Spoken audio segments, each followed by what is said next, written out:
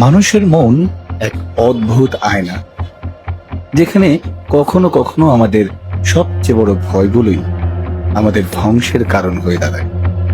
আমরা সবাই কোনো না কোনো কিছুকে ভয় পাই, কিন্তু কি হবে যদি সেই ভয় আর মুহূর্তের একটি ভুল সিদ্ধান্ত আমাদের আজীবনের মানবিকতা ও সংবেদনশীলতাকে ভেঙে চুরমার করে দেয়?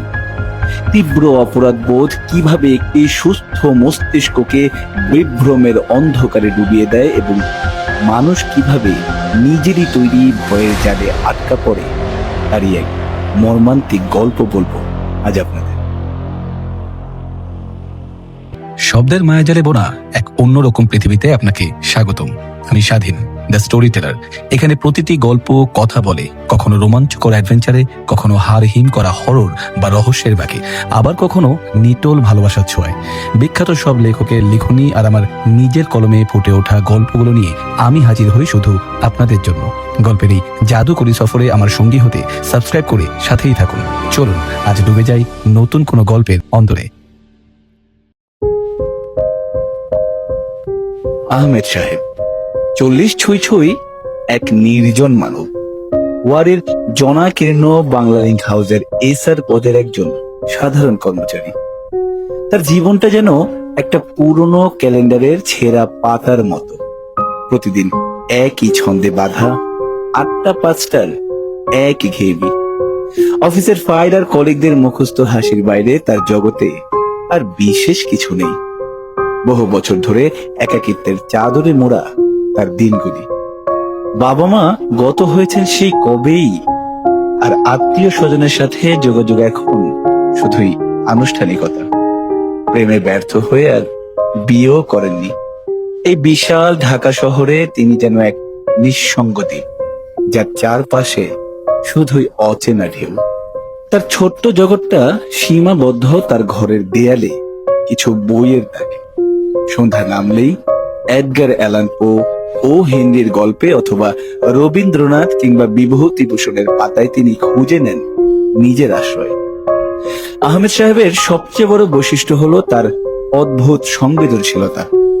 একটা ছোট পিঁপড়ে দেখলেও তার বুক কেঁপে উঠত। মারিয়ে ফেলার কথা তিনি ভাবতেও পারতেন না। এই পৃথিবীতে কোনো প্রাণীর ক্ষতি করা তার স্বভাব বিরুদ্ধ, কিন্তু তার এই সংবেদনশীলতার আড়ালে লুকিয়ে ছিল এক গোপন দুর্বলতা, যা তাকে তাড়িয়ে বেড়াতো, আর সেটা হলো মাকড়সা। একটা মাকড়সার জাল অথবা আটপে শরীর দেখলেই তার গা শিউরে উঠত। এক অজানা আতঙ্ক তাকে গ্রাস করত। সেই ছোটবেলা থেকেই মাকড়সার প্রতি তার এই ভীতি, যা আজও কাটেনি।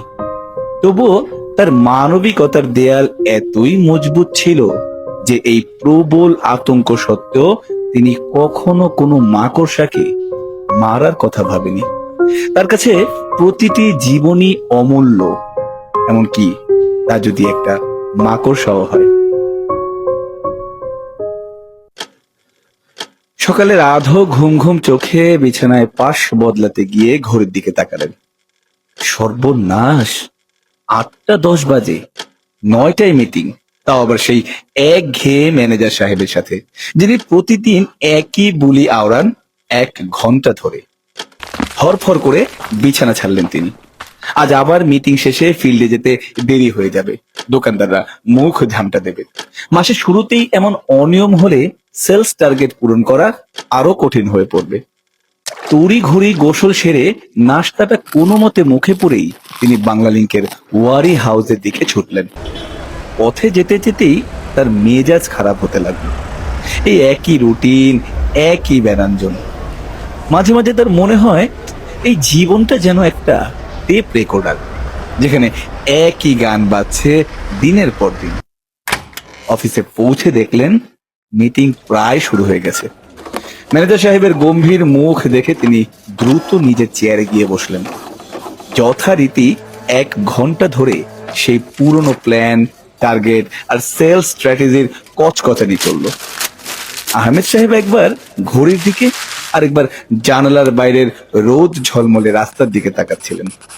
তার মন ছটফট করছিল কখন এই বিরক্তিকর মিটিং শেষ হবে। অবশেষে মিটিং শেষ হলো। আহমেদ সাহেব হাফ ছেড়ে বাঁচলেন, কিন্তু ফিল্ডে যাবার আগে একটা রেওয়াজ আছে, সবাই মিলে একটু চা খাওয়া। আজকেও তার ব্যতিক্রম হলো না। আহমেদ সাহেব এবং তার সহকর্মীরা ওয়ারি হাউসের পাশে ছোট চায়ের দোকানে গল্প করতে করতে চা পান করছিলেন। সহকর্মীদের মধ্যে রাজু, ফিরোজ আর শফিক আহমেদ সাহেবের মাকড়সা ভীতির বিষয়টি নিয়ে তাকে একটু ঠাট্টা করতে ছাড়লেন না। শফিক খোঁচা মেরে বললেন, কি আহমেদ ভাই, আজ দেখি মিটিং এ ঘুমাই পড়ছিলেন। আহমেদ সাহেব অপ্রস্তুত হয়ে বিষয়টি এড়িয়ে গেলেন। ফিরোজ যোগ করলেন, ঘুম হবে না কেন, আপনার তো আবার সারা রাত বইটই নিয়ে কাটে। আহমেদ সাহেব মৃদু হেসে বিষয়টি পাশ কাটিয়ে গেলেন। এরপর শফিক আহমেদ সাহেবের মাকড়সা ভীতির প্রসঙ্গটা আবার টেনে আনলেন। বলেন, আপনার মতো এমন ভীরু মানুষ দেখিনি। সেদিন লিফটের কাছে একটা ছোট মাকড়সা দেখে যেভাবে ভয় 3 তলা থেকে নেমে এলেন, আমরা সবাই তো হেসেই খুন ভাই। আহমেদ সাহেবের মুখটা লজ্জায় লাল হয়ে গেল। ফিরোজ আরো বললেন, মাকড়সা দেখে গো ভয় পাই নাকি? আরে বাবা, ওটা তো একটা ছোট পোকা। আহমেদ সাহেব ধীরে ধীরে মুখ তুলে বললেন, দেখো, তোমরা বুঝবে না, মাকড়সা আমার একদম সহ্য হয় না। ছোটবেলা থেকেই আমার এই ভয়টা। রাজু তাকে বোঝানোর চেষ্টা করলেন যে মাকড়সা ভয়ের কিছু নয়, বরং এটি উপকারী পোকা। কিন্তু আহমেদ সাহেব উত্তেজিত হয়ে বললেন, উপকার করুক বা না করুক, আমার গা শিউরে ওঠে। 8টা পা কেমন বিদ ঘুটে দেখতে। শফিক তাকে সাহস দেখাতে বললেন, ভাই, এটা শুধুই একটা মানসিক ব্যাপার মাত্র। আহমেদ সাহেব তখন এক ভিন্ন উদাহরণ টানলেন। তিনি বললেন, তোমরা ঠিকই বলছো, এটা হয়তো মানসিক ব্যাপার, তবে জানো, আমি এমন মানুষ দেখেছি যে মুরগিকে ভয় পায়। ফিরোজ আশ্চর্য হয়ে জিজ্ঞেস করলেন, মুরগিকে ভয় পায়? সে আবার কেমন কথা? আহমেদ সাহেব বললেন, আমি এমন মানুষ দেখেছি যে জীবন্ত মুরগিকে দেখলে ভয়ে অস্থির হয়ে যায়, তার কাছেও ঘেঁষতে চায় না, অথচ সেই মুরগিটাকে যখন রান্না করা হয় তখন তার হাড় মাংস চিবিয়ে চিবিয়ে খুব মজা করে খায়। আহমেদ সাহেব আরো যুক্তি দিলেন, মুরগির তো 2টো পা, দেখতেও রঙিন সুন্দর, আর মাকড়সার 8টা পা। তার উপর মাকড়সা তো আর কেউ খায় না। তাহলে মুরগিকে যারা ভয় পায় তারা কি আমার চেয়ে কম সংবেদনশীল? আমার তো মনে হয় ভয়টা আসলে কিসে তার চেয়ে বেশি গুরুত্বপূর্ণ হলো আমরা সেই ভয়কে কিভাবে দেখি। আমার মাকড়সার প্রতি ভীতি থাকলেও আমি কখনোই কোনো মাকড়সার ক্ষতি করার কথা ভাবিনি। আহমেদ সাহেবের কথা শুনে সবাই কিছুক্ষণ চুপ করে রইল। তাদের মুখে একটা মিশ্র প্রতিক্রিয়া দেখা গেল, কিছুটা বিস্ময়, কিছুটা ভাবনা। রাজু মাথা চুলকে বললেন, আপনার যুক্তিটা ফেলে দেবার মতো নয় আহমেদ ভাই। ফিরোজ যোগ করলেন, আসলে ভয়টা হয়তো ব্যক্তিগত। একজনের যেটা ভয়ের কারণ আরেকজনের কাছে সেটা নাও হতে পারে। শফিক হেসে বললেন, হ্যাঁ ঠিকই বলছেন ভাই, মেনে নিলাম আপনার মাকড়সা ভীতি। তবে পরের বার যখন মাকড়সা দেখবেন তখন এই মুরগির কথা মনে করে একটু সাহস দেখাবেন। আহমেদ সাহেব মৃদু হাসলেন এবং সহকর্মীরাও হাসতে লাগলো। এই ছোট্ট আলাপচারিতা তাদের দৈনন্দিন একঘেয়েমির মাঝে এক ফালি সতেজ বাতাস এনে দিল। সারাদিনের ধকল শেষে আহমেদ সাহেব যখন পুরান ঢাকার তার সেই পরিচিত পুরনো গলির মুখে এসে দাঁড়ালেন, তখন সূর্যের শেষ আভাটুকুও মিলিয়ে গেছে। টার্গেট পূরণের জন্য সারাদিন ধরে দোকানদারদের সঙ্গে ঘ্যান ঘ্যান করে তার শরীর আর মন দুটোই ক্লান্তিতে নুয়ে পড়েছে। প্রতিটি পদক্ষেপ যেন এক এক মন বোঝা। ক্লান্ত শরীরে ফ্ল্যাটের দরজা খুলে ভেতরে ঢুকেই তার মনে হলো এখন আর কোনো কাজ করার শক্তি তার নেই। দুপুরের খাবার বিকেল গড়িয়ে প্রায় সন্ধ্যায় পরিণত হয়েছে। হাত মুখ ধুয়ে কোনো মতে দুপুরের বাসি খাবারটা খেয়ে নিলেন। তার একমাত্র সঙ্গী এখন বিভূতিভূষণের বই। বইয়ের পাতায় পাতায় যেন এক অন্য জগৎ, যেখানে বাস্তবতার ধকল পৌঁছায় না। তিনি ডুব দিলেন আরণ্যকের গভীর অরণ্যে, যেখানে পাখিদের কিচিরমিচির আর বুনো ফুলের গন্ধ তাকে ঘিরে ধরল। বইয়ের পাতায় মগ্ন হয়ে আজ আর বন্ধুদের আড্ডায় যাওয়া হলো না। প্রতিদিন সন্ধ্যা নামলে শাঁখারী বাজারের মোড়ে বন্ধুদের সাথে 1 ঘন্টা আড্ডা তার জীবনের এক নিয়মিত অংশ। রাজনৈতিক আলোচনা থেকে শুরু করে পাড়া মহল্লার গল্প, সবকিছু নিয়েই এক প্রস্থ আলোচনা হতো। আড্ডা শেষে ফিরে এসে রাতের খাবার খেয়ে ঘুমানো, এটাই ছিল তার রুটিন। কিন্তু আজ বিভূতিভূষণ তাকে এতটাই ধরে রেখেছে যে আড্ডার কথা মনেই পড়ল না। রাত বাড়ছে, টেবিল ল্যাম্পের আলোয় আলোকিত তার ছোট্ট জগৎ। হঠাৎ তার চোখ পড়ল ল্যাম্পের ঠিক পেছনের দেয়ালে। একটা মোটামুটি বড় আকারের মাকড়সা ধীরে ধীরে দেয়াল বেয়ে নিচে নেমে আসছে। প্রথমেই তার বুক কেঁপে উঠল, কিন্তু সারাদিনের ক্লান্তি, মেজাজ খারাপ আর একাকিত্বের চাপ তার ভেতরের সংবেদনশীল মানুষটাকে যেন গ্রাস করে ফেলল। মাকড়সাটাকে এত কাছে দেখে এক পরিচিত আতঙ্ক আর বিরক্তি মিলেমিশে তাকে অস্থির করে তুলল। মাকড়সাটা কি ভেবে যেন দেয়াল থেকে টেবিলে নেমে এলো। আহমেদ সাহেব স্থির হয়ে বসে রইলেন। এই বিদঘুটে 8টি পা দিয়ে কিলবিল করতে করতে প্রায় চোখের পলকেই মাকড়সাটা আহমেদ সাহেবের একদম কাছে চলে আসলো। তিনি সরে যাবার সময়টুকুও পেলেন না। প্রচন্ড আতঙ্কে নিজেকে আর নিয়ন্ত্রণ করতে পারলেন না আহমেদ সাহেব। হাতের খোলা বইটি দিয়ে শপাত করে একটা ঘা মারলেন মাকড়সাটার উপর। 1 সেকেন্ডের মধ্যে সব শেষ। মাকড়সাটা টেবিলের সাথে পিষে গেল। এক রাশ শূন্যতা আর অনুশোচনা গ্রাস করলো তাকে। জীবনে যা তিনি কখনো করেননি, এমনকি কল্পনায়ও ভাবেননি, আজ তাই তার দ্বারা ঘটে গেল। তার ভিতরের সংবেদনশীল মানুষটা যেন এক ধাক্কায় ভেঙে চুরমার হয়ে গেল। নিজের কাজের উপর এক তীব্র ঘৃণা আর কষ্ট নিয়ে তিনি স্তব্ধ হয়ে বসে রইলেন। সেই রাতে আহমেদ সাহেবের চোখে আর ঘুম এলো না। বিভূতিভূষণের বইও তাকে আর শান্তি দিতে পারল না। প্রতিটি পাতায়, প্রতিটি শব্দে যেন মাকড়সার সেই 8 পায়ের কিলবিল শব্দ শুনতে পাচ্ছিলেন। আর একাকিত্বের রাত আরো দীর্ঘ, আরো ভারাক্রান্ত মনে হলো। নিজের উপর এক তীব্র ধিক্কার নিয়ে তিনি বিছানায় শুয়ে রইলেন। বাইরে অন্ধকার গভীর থেকে গভীরতর হলো, আর তার ভেতরের অনুশোচনাও বাড়তে লাগলো। প্রথম কয়েকটা দিন আহমেদ সাহেবের ঘুম ছিল না। সে রাতের ঘটনাটা তার মনে বারবার ভেসে উঠত। মাকড়সার পিষ্ট দেহাবশেষ, তার হাতের শপাত শব্দ, সবকিছুই যেন এক ভয়ানক দুঃস্বপ্ন হয়ে ফিরে আসছিল। অপরাধ বোধ তাকে এমন ভাবে গ্রাস করেছিল যে স্বাভাবিক জীবনযাপন করা কঠিন হয়ে পড়ছিল। তিনি নিজেকে ধিক্কার দিতেন, কেন এমনটা করলেন?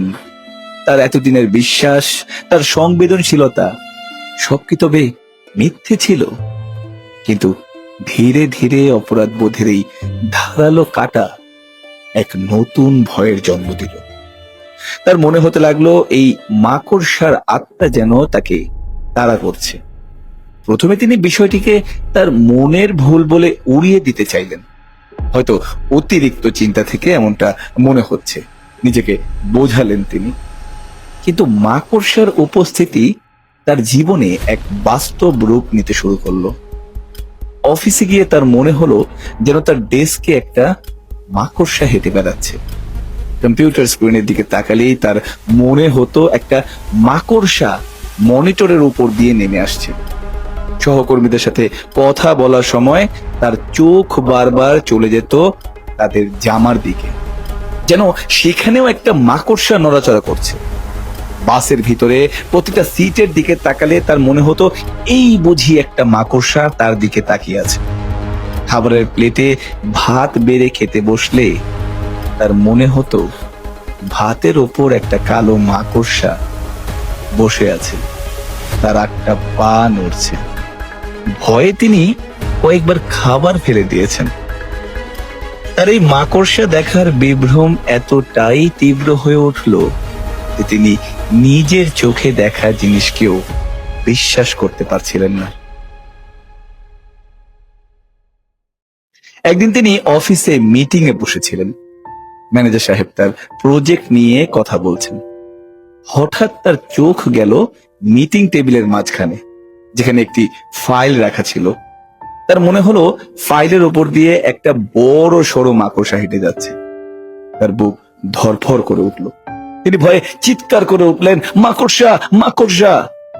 সবাই তার দিকে অবাক হয়ে তাকাল। ম্যানেজার সাহেব বিরক্ত হয়ে জিজ্ঞেস করলেন, কি হয়েছে আহমেদ সাহেব, কিসের মাকড়সা? আহমেদ সাহেব কাঁপতে কাঁপতে আঙ্গুল দিয়ে ফাইলের দিকে দেখালেন, কিন্তু সেখানে কোনো মাকড়সা ছিল না। সবাই অবাক হয়ে তাকে দেখলো, আর তিনি লজ্জায় মাথা নিচু করে নিলেন। এই ঘটনাগুলো তার মানসিক অবস্থাকে আরো খারাপের দিকে ঠেলে দিল। তার ঘুম কমে গেল, খাওয়া দাওয়া অনিয়মিত হয়ে পড়ল। বন্ধুদের সাথে আড্ডায় গিয়েও তিনি চুপচাপ বসে থাকেন। তার সহকর্মীরা তাকে দেখে অবাক হতো। সেই প্রাণবন্ত আহমেদ সাহেব যেন এক অচেনা মানুষে পরিণত হয়েছে। তার মুখে সব সময় এক ভয়ের ছাপ লেগে থাকত, যেন তিনি কোনো অদৃশ্য শত্রুর দ্বারা তাড়া খাচ্ছেন। তার ছোট জগৎটা যা এতদিন বই আর গল্পে সীমাবদ্ধ ছিল, তা এখন মাকড়সার ভীতিতে ভরে উঠল। তিনি বুঝতে পারছিলেন না এই পরিস্থিতি থেকে কিভাবে মুক্তি পাবেন। আহমেদ সাহেবের জীবনে মাকড়সার বিভ্রম যখন চরমে পৌঁছলো, তখন তার দিন রাতগুলো এক বিভীষিকাময় দুঃস্বপ্নে পরিণত হলো। তিনি যেন তার নিজের মনোজগতের এক অন্ধকার কারাগারে বন্দী হয়ে পড়েছিলেন, যেখানে প্রতিটি দেয়াল, প্রতিটি কোণ থেকে মাকড়সার কাল্পনিক ৮ পায়ের আনাগোনা অনুভব করতেন। রাতের বেলায় বিছানায় চোখ বুজলেই তার মনে হতো অসংখ্য মাকড়সা তার শরীরের ওপর দিয়ে হেঁটে যাচ্ছে।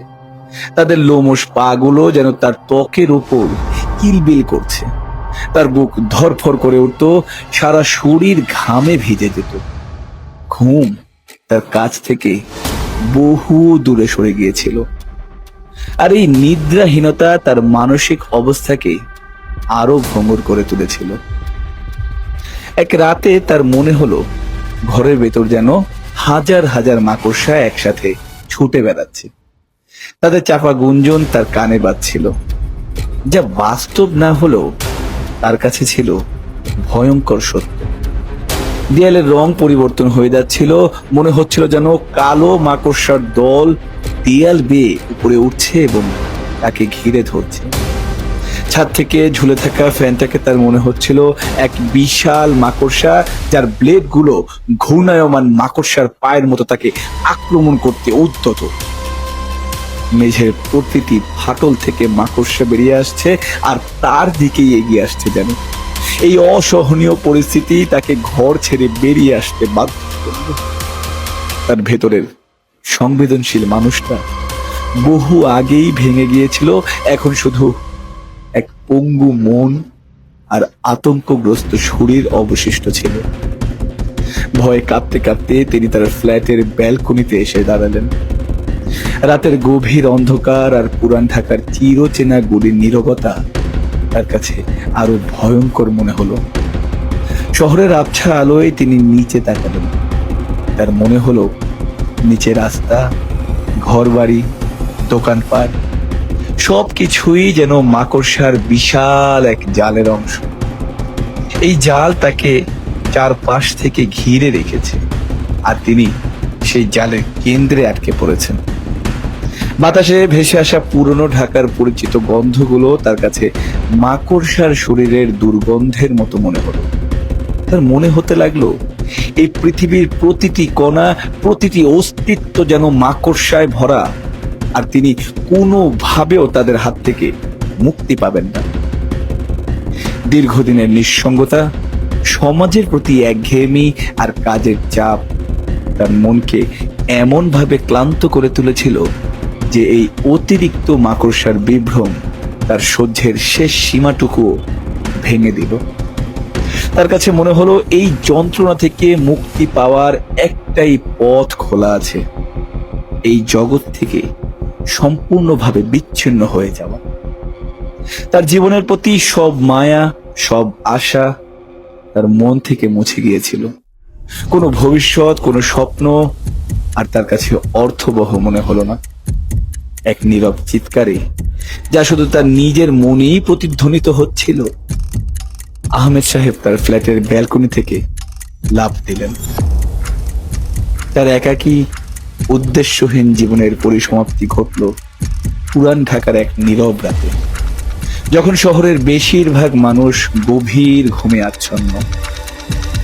সকালে সংবাদপত্রে হয়তো ছোট করে একটা খবর ছাপা হবে, বাংলালিংকের কর্মচারী আহমেদ সাহেবের আত্মহত্যা।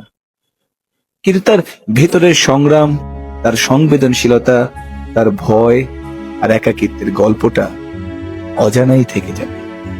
তার ফ্ল্যাটের ব্যালকনি থেকে নিচে তাকালে হয়তো কয়েকটা ভাঙা জাল দেখা যাবে, যা রাতের আধারে মাকড়সারা নতুন করে তৈরি করেছে।